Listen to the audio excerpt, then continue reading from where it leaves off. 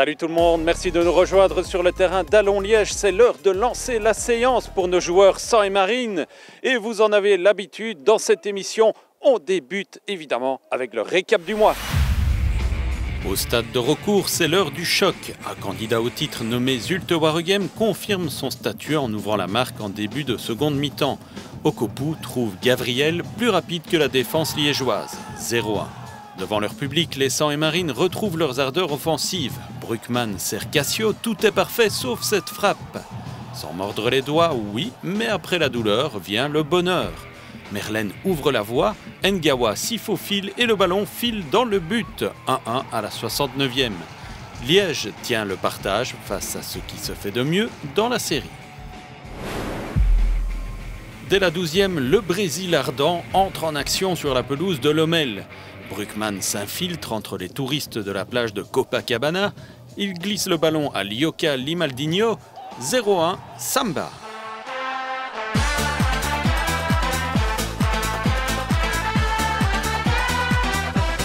On retrouve les Brésiliens à la 43e. Bruckmann, dans ses œuvres, dépose le ballon sur la tête d'Atteri.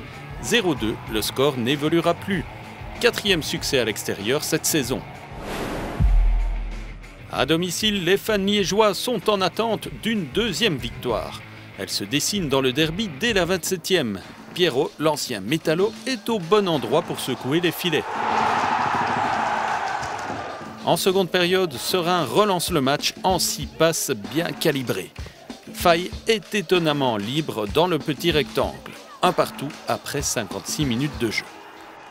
Un derby, ça ne se joue pas, ça se gagne.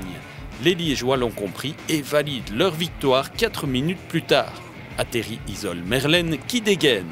2-1, deuxième succès consécutif pour les joueurs de recours.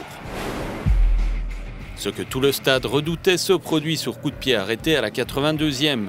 Prunier délivre les Framborins. 0-1, la défense du RFCL ne peut qu'observer les dégâts. Sur coup de coin, Liège pense sauver une partie de la mise, mais Bruckmann joue de malchance. Sa déviation heurte la transversale. Les sang et marines s'inclinent pour la 3e fois à domicile. Pour multiplier les efforts dans les matchs que l'on vient de voir, mais aussi ceux à venir, les hommes de Gaëtan Anglebert ont besoin d'une excellente condition physique. Cet aspect est travaillé évidemment chaque semaine avec le préparateur physique. Dans le staff de l'équipe première, c'est le rôle de Frédéric Closset. Éline Fauconnier et Sylvain Arnone ont fait sa connaissance. C'est un des hommes de l'ombre du RFC Liège. Frédéric Closset, 39 ans, est au club depuis le mois de septembre comme préparateur physique. Arrivé grâce à Éric de Flandre qu'il a côtoyé au Standard, il vit sa première expérience dans un club pro. J'ai souvent été toujours dans les jeunes ou en post-formation. J'ai déjà fait des équipes premières, mais en national. Après ici, je veux dire, voilà, le niveau professionnel, c'est quelque chose, je vais dire, enfin voilà, pour moi ça reste une passion, mais ça devient aussi un métier. C'est ce que j'avais toujours, entre guillemets, cherché. Voilà, ça fait une dizaine d'années que je me prépare à cette éventualité. C'était une opportunité que je voulais pas manquer. Skipping une jambe, skipping l'autre jambe. Passé par Liège quand il était enfant, il vit cette première expérience comme un accomplissement personnel et professionnel. Même si les débuts ont été compliqués, arrivé en pleine saison, il a dû s'intégrer rapidement dans une équipe alors en difficulté avec beaucoup de blessés. Ouais, il y avait pas mal de joueurs qui revenaient de blessures.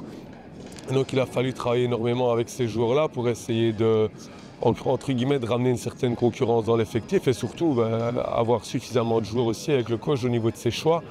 Un rôle de l'ombre au service de l'équipe qu'il prend avec passion et dont l'importance se mesure aussi avant et pendant les matchs. Les joueurs, ils ont l'adrénaline de match, mais ils ont besoin de sentir aussi que le staff est derrière eux et qu'on a confiance en ce que nous on fait, mais surtout en ce qu'ils font aussi sur le terrain. Et donc je pense que c'est ultra important de les encadrer, de les motiver tout au long de l'échauffement. Un travail autant physique que mental sur le terrain, mais aussi en dehors. C'est en effet lui qui traite les données GPS des joueurs au quotidien, sans compter qu'il est toujours professeur d'éducation physique dans des écoles, une vie au service du sport et aussi au service du RFC Liège. On entre dans la dernière ligne droite de cette émission. Il est temps de pratiquer les derniers réglages. C'est l'actu en bref. Pendant le mercato hivernal, le RFC Liège s'est attaché les services de l'ailier liégeois Alessandro Albanese, libéré de son contrat avec Helsinki. Le joueur de 25 ans a signé jusqu'en fin de saison. Le médian limbourgeois Stéphane Reinhardt, 19 ans, formé à Genk et à Saint-Tron, a également rejoint Rocourt pour terminer le championnat. Le seul départ enregistré est celui de Midou Mouli. À 26 ans, le milieu de terrain a mis le cap sur l'Espérance sportive de Tunis, le club le plus titré de Tunisie. De nouveaux supporters à Rocourt. Des membres de la SBL Osmose ont donné le coup d'envoi de la rencontre face aux Framborins. Osmose forme des chiens d'assistance pour des personnes en situation de handicap. Le RFCL a pour ambition de participer à cette aventure solidaire en achetant l'été prochain un jeune chiot qui sera éduqué par la SBL. Pour soutenir ce projet et faire un don, rendez-vous sur le site internet de votre club préféré. Merci d'avoir suivi votre rendez-vous mensuel avec le matricule 4. On se retrouve dans quelques semaines pour encore plus d'aventures rouges et bleues. Claudine, quelque chose à rajouter ? Allons, Hitch !